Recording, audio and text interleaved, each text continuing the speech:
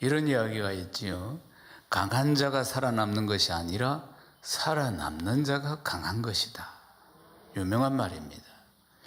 그럼 인생의 포커스가 어디에 있는지를 지금 이야기해 주는 내용인 것입니다. 어디에 세상을 살아가면서 초점을 맞춰야 하는 것인가? 강한 자가 살아남는 것이 아니라 살아남는 자가 강한 것이다. 그러니까 순간적으로 어떤 강한 면을 보이는 것, 그것보다 더 중요한 것은 지속적으로 꾸준한 것, 이것을 지금 이야기하고 있는 것입니다. 책 제목이 이런 제목이 있습니다. 한 번이라도 끝까지 버텨본 적 있는가? 유명한 사람이 있었습니다. 웨이 슈밍이라고. 베스트셀러입니다. 하버드 새벽 4시 반, 이런 유명한 책을 선보입니다. 근데 사람들은 다 이 책 내용이 이렇습니다. 뭘 하든지 자기 분야에 다 잘 되기를 바라고 성공하기를 다 바라잖아요. 또 사람은 크든 작든 다 어떤 인생의 목표를 가지고 살아간다, 그 말이에요. 다이어트를 하든지 영어 공부를 하든지 결혼을 하든지 취업을 하든지 승진을 하든지 뭐 재테크를 하든지 뭘 하든지 다 자기가 어떤 목표를 세워놓으면 그 목표를 이루고, 목표를 이루는 걸 성공이라 하십시다. 그러면 그렇게 성공하기를 다들 원하지요. 그렇지만은 그 분야에, 그 목표에 다다라서 성공을, 자기가 원하는 것을 이루는 사람은 극소수에 불과하다는 겁니다. 이 작가가 이 책에서 이야기할 때 뭐냐면은 젊은이들이 요즘 신종어로 사용하고 있는 존버라는 단어를 많이 씁니다. 이걸 내가 설명을 할 수는 없습니다. 이게 뭐 뜻은 적어왔지만 아무래도 좀 거룩함에 방해가 될 것 같아서. 뜻이 뭐냐? 엄청나게 힘든 과정을 거치는 중에 참아야 하는 그런 이야기들, 끝까지 버티는 거야, 이런 이야기입니다. 그러니까 사람들이 대다수가 목표를 설정해 놓고 그런데 그 목표를 이루지 못하는 이유, 그게 핑계죠. 핑계가 뭐냐? 내가 좀 학력이 부족하다, 내가 좀 재능이 부족하다, 내 스폰서가 부족하다, 난 쟤들보다는 백이 좀 부족하다, 나는 흙수저다, 난 좋은 대학을 못 나와서 난 지방대학 출신이야, 이런 핑계들을 많이 댑니다. 그렇지만 이 저자가 이야기하기를 끝까지 버티지 못한 것이 최고의 원인이라는 거예요. 그러니까 결정적으로 그 성공에 도달하지 못하는, 목표를 세운 것에 도달하지 못하는 이유는 끝까지 하지 못했어, 끝까지 버티지 못해서 일어나는 것입니다.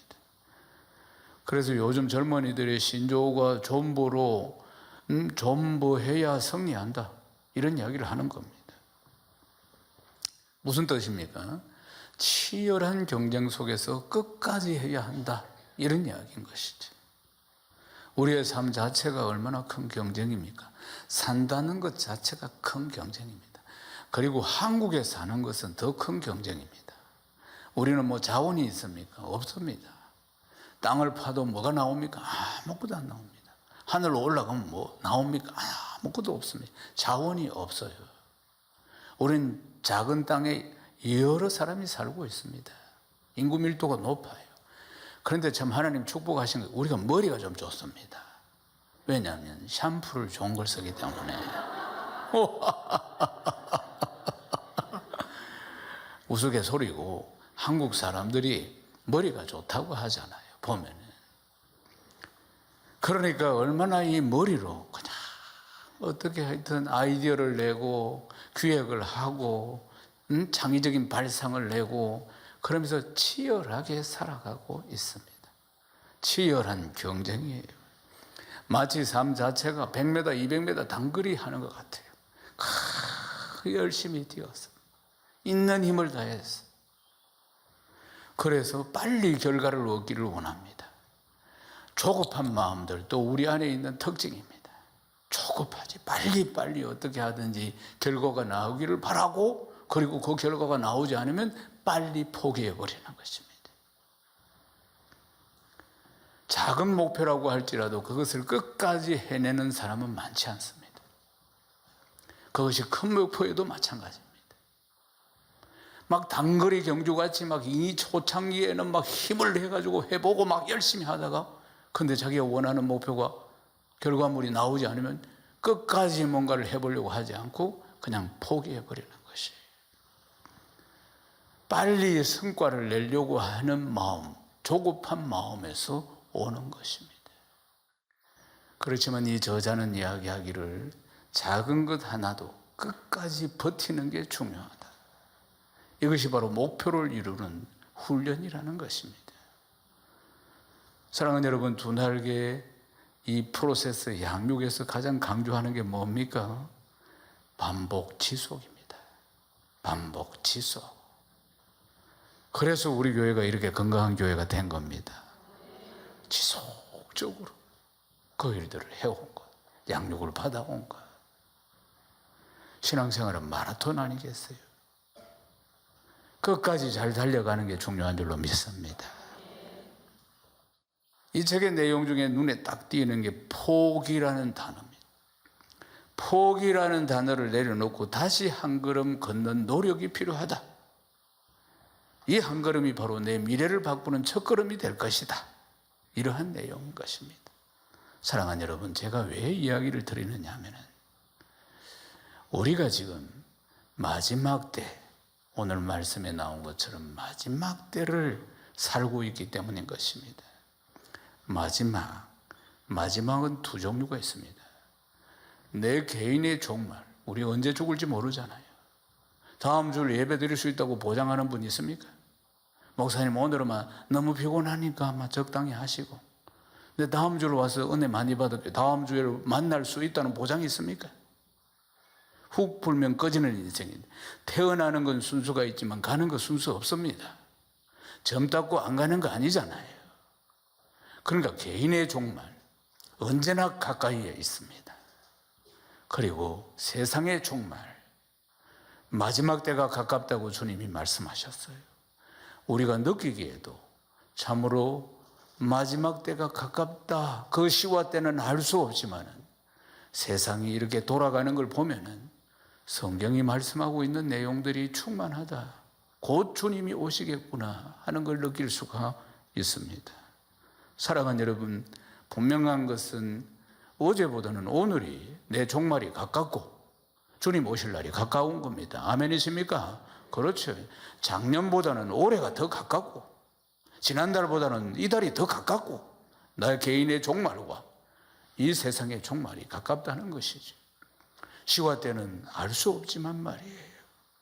사랑하는 여러분, 우리가 만물의 마지막 때를 살아가고 있는데 무엇을 포기하지 말아야 하며 또 무엇을 붙들어야 하는가 하는 것이에요. 오늘 말씀을 통해서 큰 깨달음과 은혜가 있기를 주님의 이름으로 축원합니다. 오늘 말씀이 시작할 때 만물의 마지막이 가깝다, 이렇게 말씀이 시작합니다. 베드로전서 4장 7절을 우리 함께 읽겠습니다. 만물의 마지막이 가까웠으니 그러므로 너희는 정신을 차리고 근신하여 기도하라. 아멘. 세상이 마지막을 향해 가고 있습니다. 내 인생도 종말을 향해서 가고 있고요. 틀림없는 사실입니다. 사랑하는 여러분, 그날이, 그 시가 언제인지는 우리는 알 수 없지만 분명한 것은 마지막 날을, 마지막 때를 향해서 내 인생이 가고 있다는 사실입니다. 어리석은 사람이 있고 지혜로운 사람이 있겠죠. 어리석은 사람은 내 인생의 종말이 언제든지 올 수 있다는 것을, 그리고 이 세상의 종말이 가깝다는 것을 깨닫지 못하고 허겁지겁 오늘 내일 살아가는 것에만 전전긍긍하는 사람, 어리석은 사람이죠. 내 인생의 마지막 날을 준비하지 않고 사는 사람이 어리석은 사람이죠. 지혜로운 사람은 어떤 사람입니까? 언제나 미래를 바라보고 준비하는 사람. 언제든지 나는 주님 앞에 설 수 있다는 것이에요. 훅 불면 꺼지는 인생 아니겠습니까? 그때 언제든지 내가 주님 앞에 설 수 있는 준비를 하며 살아가며, 그리고 마지막 날 주님 오심을 준비하며 살아가는 자가 참으로 지혜로운 사람임을 믿습니다. 사랑하는 여러분, 그렇습니다. 만물의 마지막 날에 대해서 우리는 알 수 없지만, 그렇지만은 그것을 준비하며 살아가는 사람과 그렇지 못한 사람은 매일매일의 삶에 엄청난 차이가 있다는 걸 기억해야 합니다. 늘 깨어 있어야 할 줄로 믿습니다. 언제든지 내 인생의 종말은 올 수 있기 때문인 겁니다. 사랑하는 여러분, 또 말씀합니다. 만물의 마지막 때 구원받은 그리스도인이 해야 할 일은 먼저 정신을 차리고 근신하고 기도하는 것이라고 말씀합니다. 기도는 우리의 생명입니다. 기도는 하나님과 교제하는 것입니다.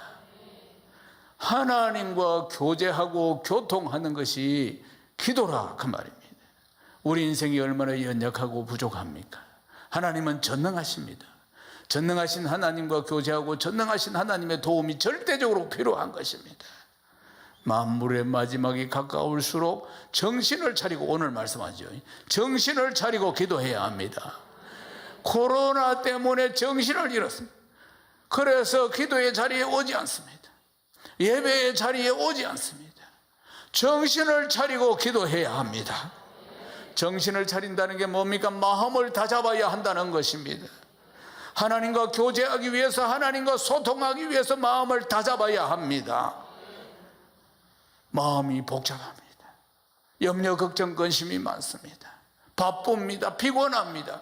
그러니까 기도의 자리에 보이지 않는다는 것이에요. 그래서 정신을 차리라고 이야기합니다. 만물의 마지막 때가 가깝다. 정신을 차리고 기도해야 한다. 나하고 교제해야 한다. 나에게 구해야 한다. 아멘이십니까? 우리가 실제로 내 인생의 마지막 때가 가깝다고 여긴다면 어찌 깨어서 정신을 차리고 기도하지 않겠느냐 그 말입니다. 그렇게 생각하지 않으니까 그냥 이 코로나 상황 가운데서, 어려운 상황 가운데서 그것에 정신이 다 빼앗겼어. 기도의 자리를 지키지 못하고 있다는 것입니다. 사랑하는 여러분, 육신이 피곤하다, 여러 가지 바쁘다, 경제적인 어려움들, 여러 가지 기도하지 못하는 핑계들이 많이 있을 것입니다. 만물의 마지막 때라고 생각한다면 그것 때문에 기도하지 않는 일들이 일어나겠습니까? 안타깝게도 교회마다 기도의 소리가 코로나 이후 더 줄어가고 있습니다. 우리 교회도 역시 마찬가지입니다. 1시간, 2시간, 3시간 이렇게 깨어서 기도해야 되는데 정신을 차리지 못하고 있습니다. 사랑하는 여러분, 깨어서 기도해야 합니다. 정신을 차리고 기도해야 합니다. 기도의 자리에 나왔어도 정신을 차려야 하는 겁니다. 기도의 자리에 나왔다고 해결되는 게 아닙니다. 생각은 온통 염려, 걱정, 근심, 딴 생각을 가지고 있고 입술로는 구하면 그것은 중언부언이라고 하는 것입니다. 중언부언은 나오는 말과 생각이 다를 때, 마음이 다를 때 그걸 중언부언이라고 합니다. 같은 말을 계속 한다고 중언부언이 아닙니다. 그 기도는 하나님 안 들으신다고 해요. 정신을 차려야 합니다. 기도하러 나와서도 마음을 잡아야 한다 그 말입니다. 하나님께 딱 집중을 해야 한다는 것이에요. 정신을 차리고 근신하고 깨어서 기도해야 합니다. 기도 없이 어떤 승리가 올 수 있겠습니까? 기도 없이 온 승리가 얼마나 오래 갑니까? 기도하고 승리할 때 그 모든 기도 제목들이 반석 위에 다 세워지는 줄로 믿습니다. 사랑하는 여러분, 기도하기 전에 방해하는 이 세력들을 이기기 위해서 정신을 차려야 되고, 기도하러 나왔어도 이 생각을 빼앗기지 않도록 정신을 차려야 하는 것입니다. 가룟 유다가 처음부터 예수님 팔 생각을 하고 제자로 들어온 거 아닙니다. 그 중에 가장 허점이 많은 사람이었기에 사단이 성경에 보면 가룟 유다에게 예수 팔 생각을 불어넣었다고 하잖아요. 끊임없이 생각을 불어넣는 것입니다. 사단이 생각을 불어넣어요. 기도하러 왔는데도, 기도하기 오기 전에도 방해하고, 기도하러 와도 오만 생각에 사로잡히게 한다 그 말이에요. 기도줄이 잡히지 않도록 하는 것이에요. 정신을 차리고 근신하고 깨어서 기도해야 합니다. 아멘이십니까? 사랑하는 여러분, 또 만물의 마지막이 가까운 때에 두 번째 해야 할 일은 서로 사랑하는 것이라고 말씀합니다. 베드로전서 4장 8절입니다. 함께 읽겠습니다. 무엇보다도 뜨겁게 서로 사랑할지니 사랑은 허다한 죄를 덮느니라. 아멘. 우리가 베드로전서를 읽고 그리고 말씀을 듣고 지금 은혜 받고 있습니다. 그런데 보면은 사도 베드로는 흩어져 있는 그리스도인들에게 믿음을 지키기 위해서 그 앞에 여러 곳에 흩어져 있는 그리스도인들에게 서로 사랑해야 된다, 이 이야기를 계속합니다. 그리고는 우리를 핍박하는 사람까지도 서로 사랑하고 복을 빌어줘야 된다, 그렇게 말씀하고 있습니다. 사랑하는 여러분, 오늘 이 말씀을 통해서 다시 한번 서로 사랑해야 되는 것에 대해서 말씀하고 있습니다. 지금 핍박을 받고 있고 박해를 받고 있는 이런 상황 가운데서 내 하나 간추리기도 어려운 상황인데도 불구하고 사랑해야 한다, 사랑해야 된다, 서로가 사랑해야 된다, 그렇게 말씀하고 있는 것입니다. 요한복음 13장 35절 함께 읽겠습니다. 너희가 서로 사랑하면 이로써 모든 사람이 너희가 내 제자인 줄 알리라. 아멘. 우리가 서로 사랑할 때, 우리 형제들을, 믿는 형제들을 우리가 서로 사랑할 때, 그때 세상 사람들이 너희들이 예수님의 제자이구나 하는 것을 안다고 말씀하고 있는 것입니다. 이 사랑은 가벼운 사랑을 말씀하는 것이 아닙니다. 사람은 모두 다 이기적입니다. 의인은 없나니 하나도 없다고 했습니다. 모든 인생들은 다 죄인입니다. 선한 것이 없어요. 그러니까 사랑을 해도 계산을 하는 것입니다. 나에게 얼마나 유익이 있을 것인가 계산을 한다는 것이에요. 사랑하는 여러분, 그 계산적인 사랑을 지금 말씀하고 있는 게 아닙니다. 성령의 능력으로 온전히 사랑하는 것입니다. 아멘이십니까? 하나님이 우리를 얼마나 뜨겁게 사랑하셨습니까? 하나님이 우리를 뜨겁게 사랑하셨습니다. 그러나 인생들은 보면은 하나님이 그렇게 택함 받아 하나님의 자녀가 되고 하나님 그렇게 사랑하시는데도 보면은 구약 성경 보십시오. 배교하고 떠나고 그리고 하나님을 대적하고, 그래서 때로는 하나님을 혼을 내시고 포로로 잡혀가게 만들고, 그러면서도 끝까지 사랑하시고 사랑하신 하나님이십니다. 오늘 우리가 이 귀하고 복된 예배에 앉아있는 모든 사연들도 은혜들도 하나님이 끝까지 사랑하셨기 때문입니다. 아멘이십니까? 끝까지 사랑해 주셨기 때문에 우리의 신앙생활에 위기도 많이 있었고 어려움들도 많이 있었고 그 모든 것들이 우리의 연약함 때문에 왔는데도 불구하고 하나님이 긍휼히 여기셨어. 집 나간 둘째 아들 기다리듯이 그렇게 기다리고 기다리시고 기다리셔서 오늘 이 복된 예배를 맞이한 것입니다. 사랑하는 여러분, 형제를 사랑해라. 우리 믿는 사람들끼리 그 어려운 상황이지만은 서로 사랑하는데 원망 없이 대접해야 한다, 이렇게 말씀합니다. 베드로전서 4장 9절 읽겠습니다. 서로 대접하기를 원망 없이 하고. 당시 상황을 보십시오. 나그네의 삶을 지금 살고 있지 않습니까? 신앙을 지키기 위해서 핍박을 피해서 갔다, 그 말이에요. 여전히 그곳에서도 핍박이 있었고 심지어는 목숨을 잃는 상황까지도 가는 그런 가운데서 그들의 삶들이 윤택했겠습니까? 나그네가 무슨 삶이 윤택했겠습니까? 그들의 주거지가 뭐 아주 멋들어지게 좋았겠습니까? 나그네는 언제든지 핍박을 받으면 옮깁니다. 그들의 수입이 뭐 많았겠습니까? 변변찮습니다. 살아가는 게 신앙 하나 지키기 위해서 고향 땅 다 떠나서 지금 떠돌고 있는 상황 아니겠습니까? 그런데 서로 대접하기를 원망 없이 하고, 무슨 뜻입니까? 처음에는 기쁨으로 할 수 있다, 그 말이에요. 한두 번은 기쁨으로 할 수 있어요. 근데 그것이 반복이 되었을 때는 원망이 생기는 것이에요. 나도 어려운데 눈치껏 좀 하지, 나도 어려운데 눈치껏 있다가 가지, 이런 원망이 생긴다, 그 말이에요. 기간이 길어질수록 그런 마음들이 생기는 것이에요. 그러나 대접을 할 때 끝까지 원망 없이 대접을 잘 하라고 말씀하는 것입니다. 오늘 우리의 삶 가운데 적용해 보십시다. 우리의 셀가족 모임, 우리의 행복 모임 보십시오. 끝까지 그렇게 잘 섬긴다는 것은 쉽지 않습니다. 한두 번은 이렇게 섬길 수가 있는데도 끝까지 대접하고 끝까지 이해하고 끝까지 용납하면서 섬기기가 쉽지 않다 그 말이에요. 때로는 원망이 나올 수도 있는 것입니다. 그러므로 원망하지 않고 주님이 주시는 그 사랑으로 한결같이 잘 섬겨야 할 줄로 믿습니다. 또 말씀하기를 형제들끼리 우리가 믿는 사람들끼리 서로 사랑할 때 그리고 섬길 때 어떻게 해야 하느냐면 각자 받은 은사를 대로 은사를 가지고 선한 청지기 같이 섬겨야 한다고 말씀하는 것입니다. 베드로전서 4장 10절 읽겠습니다. 각각 은사를 받은 대로 하나님의 여러 가지 은혜를 맡은 선한 청지기 같이 서로 봉사하라. 아멘.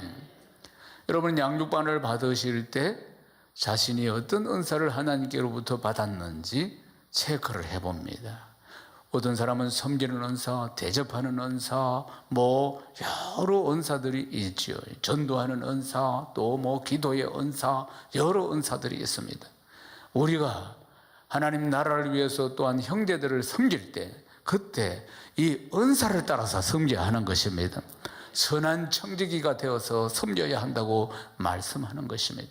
우리에게 다양한 은사를 주신 것은 섬기라고, 서로의 지체들을 섬기고 몸된 교회를 섬기라고 주셨다는 것입니다. 그런데 그 은사를 모르고 내 힘으로 막 섬기려고 하면 한계가 있는 겁니다. 하나님이 주시는 힘으로 섬기는입니다. 하나님이 주시는 힘이 뭡니까? 은사입니다. 성령의 능력인 것이에요. 하나님이 주시는 은사와 하나님이 주시는 은혜와 하나님께서 주시는 충만함으로 형제를 사랑하고 봉사의 일을 온전히 감당할 수 있기를 주님의 이름으로 축원합니다. 베드로전서 4장 11절 읽겠습니다. 만일 누가 말하려면 하나님 말씀을 하는 것 같이 하고 누가 봉사하려면 하나님이 공급하시는 힘으로 하는 것이라. 이는 범사의 예수 그리스도로 말미암아 하나님이 영광을 받으시게 하려 함이니 그에게 영광과 권능이 세세에 무궁하도록 있느니라. 아멘. 하나님이 공급하시는 힘으로 해야 합니다. 성령의 은사로 성령의 능력으로 하는 것입니다. 그것은 하나님께서 영광 받으시게 하기 위함이라고 말씀하는 것입니다. 사랑하는 여러분, 우리는 살아도 주를 위해 죽어도 주를 위해 사는 것 아니겠습니까? 오직 하나님께만 영광입니다. 아멘이십니까? 이제 말씀을 마무리하겠습니다. 내 인생의 종말이 언제 올지, 언제 이 세상의 종말이 올지 아무도 알 수 없습니다. 분명한 것은 점점 가까워지고 있다는 것입니다. 사랑하는 여러분, 오늘 올 수도 있고 내 인생의 종말이 내일 올 수도 있고 건강하다고 안 오는 게 아니고 인생은 우여곡절이 참으로 많으므로 그러므로 우리는 매일매일 마지막 때라는 마음으로 살아야 하는 줄로 믿습니다. 그게 지혜로운 사람인 것입니다. 지혜로운 그리스도인이라는 것입니다. 사랑하는 여러분, 내가 마지막 때다, 마지막 날이다, 그런 마음을 가지고 살아갈 때 자연스럽게 주님의 제자의 삶의 증거들이 나타난다는 것입니다. 먼저 우리는 깨어서 기도해야 합니다. 정신을 차리고 기도해야 합니다. 기도의 불을 끄면 안 됩니다. 기도의 불이 꺼지면 안 되는 거예요. 사랑하는 여러분, 또 말씀하지요. 하나님이 우리를 사랑하셨듯이 우리도 뜨겁게 형제들을 사랑해야 하고 기쁨으로 섬기면서 끝까지 원망하지 말아야 한다는 것이에요. 내 힘이 아닌 하나님이 주시는 힘으로 성령의 능력으로 감당해야 하는 줄로 믿습니다. 마지막 때입니다. 내 개인의 마지막 때, 그리고 온 세상의 마지막 때, 마지막 때가 가깝습니다. 오늘 밤에 당장 주님이 오신다 할지라도, 오늘 밤에 내가 주님 앞에 선다 할지라도 우리 주님 기쁨으로 맞이할 준비를 해야 하는 줄로 믿습니다. 기쁨으로 주님 오실 그날을 준비하며 맞이하는 복된 성도 다 되시기를 주님의 이름으로 축원합니다.